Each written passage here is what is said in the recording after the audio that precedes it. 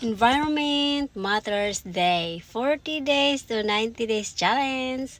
Hi everyone, good morning, good afternoon, good evening. I hope you are all doing well. Welcome to day 40 of 90 days challenge.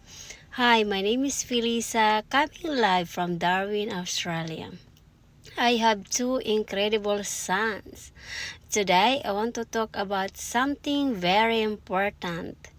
Environment matters. When I say environment, I mean the people we listen to, the content we watch, the conversations we allow, and even what we tell ourselves. Your environment shapes your mindset. Your mindset shapes your actions, and your actions shape your results. Before I was surrendered by people who only talk about problems, stress, and limitations.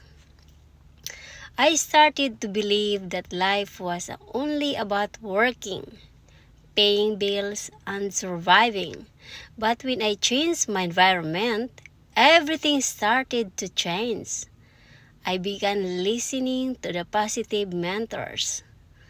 I started watching trainings instead of negative videos. I surrounded myself with people who believe in growth. Slowly, and my body has confident grows. Slowly, my visions became bigger. Not because I became special, but because I changed what I allow into my mind.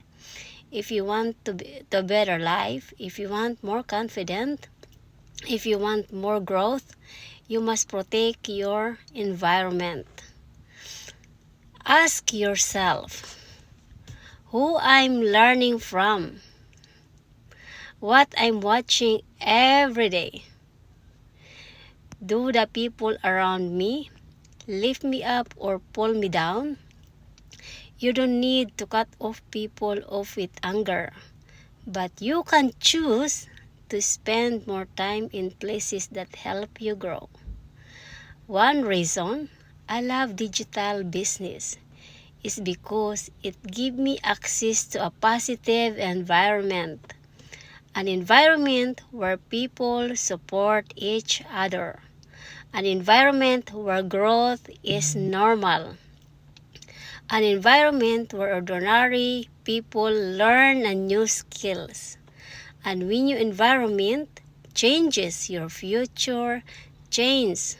Thank you for watching me, and thank you for watching my replay, and God bless us, and I will see you again on my next live. Thank you everyone.